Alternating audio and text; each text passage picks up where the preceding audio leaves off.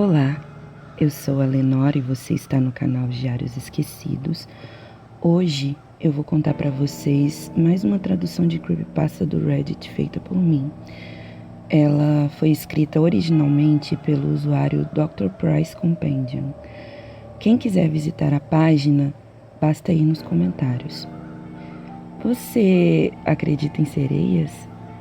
Esse usuário garante que todas as histórias que ele conta têm um fundo de verdade, mas ele não diz o que é real e o que não é. No fim, quem decide é o leitor.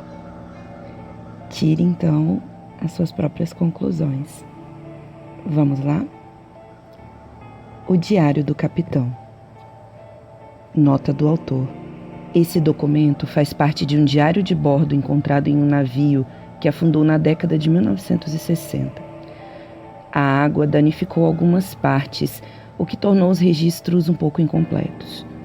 Também é possível que alguém deliberadamente tenha deixado de escrever ali por achar que era desnecessário. Eu não tenho certeza. Parte dessa história é verdadeira. 23 de maio de 1968, 11 da manhã. Zane, meu assistente, está correto. Esses idiotas não têm a mínima ideia do que estão fazendo. Eles alugaram meu barco e contrataram a mim e a Zane para carregá-los por aí. Encheram o deck com diversos equipamentos tecnológicos, achando que se tornaram o próximo Capitão Gancho. Nenhum deles parece ter 100% de certeza sobre como navegar ou sequer sobre como usar os equipamentos que eles mesmos trouxeram. Que piada! Graças a Deus, pelo menos eles pagaram adiantado. 3 deles, Rich, Simon e Tom, o verdadeiro líder do grupo, passaram as últimas 4 horas tentando, sem sucesso, descobrir como transmitir um sinal de rádio. Aquela hippie esquisita que eles trouxeram com eles, Morvaran, não parece interessada em ajudar. Ela tem passado os dias sentada no convés do navio, desenhando focas. Ela me mostrou alguns dos desenhos e depois me perguntou se eu já tinha visto uma sereia. Eu respondi, por brincadeira, que não se encontravam mais delas por essas bandas e ela me respondeu: "Por quê?" Vendo as trapalhadas dos idiotas abaixo do convés tentando enviar ou captar uma transmissão, eu disse a ela que hoje em dia todo mundo ouve música no rádio em vez de escutar as sereias e seus cantos. O pior é que eu acho que ela acreditou em mim. Ventos aumentando um pouco, mas nada além do normal. Combustível acabando. 24 de maio de 1968. Meia-noite. O clima esteve bom hoje, calmo e ensolarado. Ótimo para pescar, se eu não estivesse participando de um projeto de, entre aspas, piratas. Eu sempre imaginei que a vida de pirata seria mais glamurosa do que ficar tentando captar e enviar sinais de rádios ilegais. Nós precisamos voltar ao porto para reabastecer e os idiotas foram conversar com os moradores, atrás de conselhos sobre transmissões de rádio. Aposto que a pessoa para quem eles perguntaram sabia do que estava falando, porque eles finalmente conseguiram captar algo. O sinal era fraco e a música era terrível, mas eles pareciam animados. Parece que todos poderemos descansar agora, aproveitar o mar e o clima, pelo menos um pouquinho. Hoje, navegamos um pouco mais para longe do que nos últimos dias. Já não é possível avistar a terra firme desse ponto onde nos encontramos, e nem sequer é possível ver navios à nossa volta. O céu esteve azul e límpido, típico do verão que se aproxima. Observei Morvaran, a garota hippie, e imaginei que ela estava desenhando focas novamente, embora eu esteja um pouco distante para enxergar. No entanto, parecendo que havia escutado meus pensamentos, ela se aproximou e me mostrou o desenho que havia feito. No papel, era possível ver uma bela sereia ouvindo o sinal de rádio com uma expressão de tristeza em seu rosto. O desenho até que é bom, e eu até o teria guardado se ela não tivesse transformado num barquinho de papel e atirado ao oceano. Muito estranho. 25 de maio de 1968, 9 da manhã. O mar amanheceu calmo por hoje. Parece que teremos um dia quente. Até avistamos algumas focas, o que foi uma bela surpresa. Se Morvaran resolver desenhar mais algumas, pedirei a ela para que me deixe ficar com um de seus desenhos. Passou um tempo e a paz não durou muito. Tom chamou a mim e ao Zane na cabine para pedir a nossa ajuda. Aparentemente, o sinal que eles conseguiram sintonizar sumiu. Foi roubado. Ele configurou o rádio naquela frequência que tínhamos ouvido ontem, aquela com a música estranha e os ruídos, e nos pediu para tentar escutar. A princípio, ouvimos uns ruídos metálicos. Olhei para Zane e ele me retribuiu o olhar com uma aparência divertida. Pensamos que os caras estavam loucos, mas, de repente, pudemos ouvir uma voz de mulher que repetia a mesma frase seguidamente. 50, 11, 59, novembro, 5, 34, 40, uísque. Era uma daquelas estações numéricas, ou seja, velhas estações de rádio que transmitem sequências de dígitos sem sentido em um loop constante. Eu odeio ouvi-las, acho-as esquisitas demais. Zane escutou um pouco e perguntou se eles estavam sintonizando na mesma frequência da música que ouvimos ontem. Essas sintonias não mudavam de repente, principalmente essas antigas. Tom foi inflexível. Era exatamente a mesma frequência do outro dia. Eu não sei o que ele queria que fizéssemos quando nos chamou ali. No fim, nós três apenas ficamos feito bestas ouvindo aquela voz assustadora repetindo a frase sem sentido, uma vez atrás da outra. Eu não sei o que se passou, mas ficamos um bom tempo meio que hipnotizados ali. Simplesmente não conseguimos parar de ouvir e até ficaríamos mais se Simon, Morvaran e Richie não tivessem aparecido na porta. Eu e Zane meio que acordamos, saímos e os deixamos ali para resolverem a situação. Não era problema nosso. Como disse, eu sou o capitão e Zane é apenas o meu assistente. 11 da noite. Eu consigo ouvir Tom na cabine abaixo do convés, escutando novamente aquela estação. 50, 11, 59, novembro, 5, 34, 40, uísque. 50, 11, 59, novembro, 5, 34, 40, uísque. Acho que ainda não conseguiram arrumar o sinal para a rádio antiga. Eu não sei porque eles não podem esperar até o dia amanhecer. 26 de maio de 1968, 11 da manhã. Bem, o sol está brilhando e o dia está lindo, mas nenhuma das pessoas a bordo parecem contentes.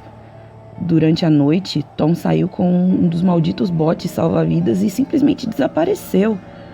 Rich e Simon estão furiosos com ele.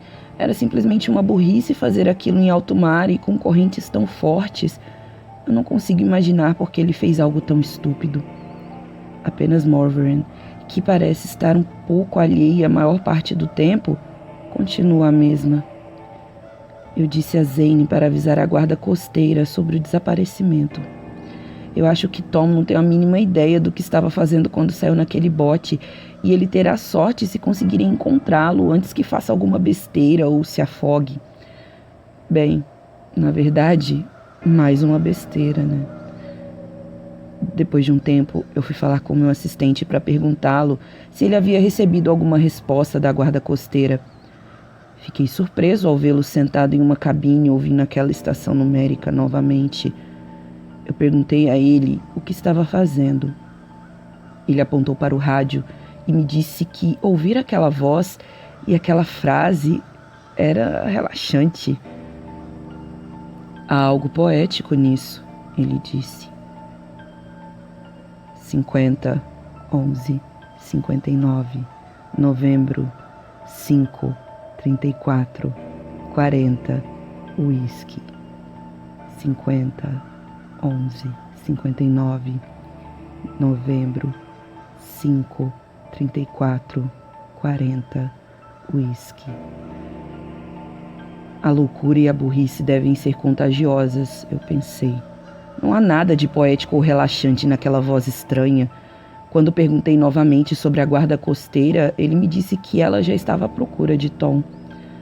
Morven, a hippie com cara de drogada, estava no convés novamente, mas sem desenhar. Ela segurava a grade de proteção, olhando para o mar, meio que em direção à ilha. Eu perguntei a ela se ela morava ali naquele local. Ela disse que morou, que sua família era dali também e apontou para a água, me pedindo para que olhasse. Dei uma olhada e vi o que pareciam ser silhuetas de golfinhos e vi de relance as suas caudas escuras desaparecendo debaixo do navio. Não era uma visão incomum para mim, como capitão. Havia visto golfinhos seguindo meu barco por diversas vezes, mas certamente era algo encantador para quem era novo no mar. A noite chegou e não obtivemos nenhuma palavra da guarda costeira ainda. 27 de maio de 1968, 10 da manhã. Há algo que preciso dizer sobre a estação que os idiotas captaram. Eu não vou dar uma de Zane e dizer que a voz é poética, mas há algo ali que me atrai. Hipnótico, talvez, terapêutico. Rich e Simon deixaram o rádio tocando enquanto dormiam e amanheceram dizendo que nunca se sentiram melhores. Eles realmente estão com as aparências ótimas e parece que não estão mais nem aí para o desaparecimento do Tom. Talvez eu tente dormir ouvindo a transmissão. Ando tendo muitos pesadelos ultimamente. Quando abastecemos pela última vez? 28 de maio de 1968. Lembrei-me de uma musiquinha que cantávamos na escola. Era mais ou menos assim. Enquanto os mares rugem e a tempestade se aproxima, nós, os alegres marinheiros, já estamos de pé. Os marujos dormem lá embaixo, embaixo, embaixo. Os marujos dormem lá embaixo. Meu assistente Zane desapareceu. Será que ele pegou o bote salva-vidas? Eu acho que ele foi embora, mas eu não tenho certeza.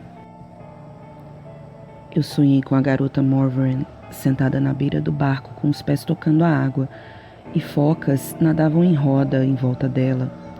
No sonho, ela sorria e me entregava aquele mesmo desenho de uma sereia com um rádio que ela havia me mostrado antes, mas a criatura no papel estava com uma expressão de raiva. Morven, então, me disse que precisava ver a sua família e mergulhou no oceano, simplesmente. Acordei. 30 de maio de 1968.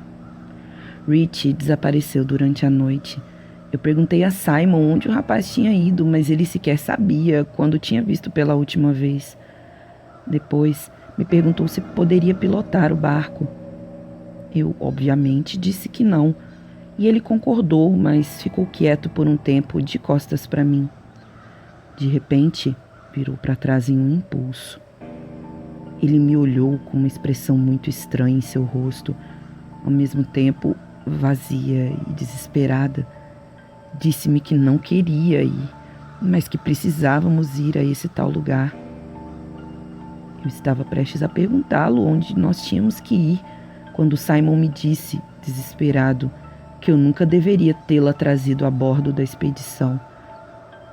Eu perguntei, trazido quem a bordo? Ele disse, Morven. Eu estava prestes a dizê-lo que ela tinha subido no navio com o grupo deles, não com o meu. mas ele rapidamente subiu na grade de proteção do barco e simplesmente pulou na água sem dizer uma palavra.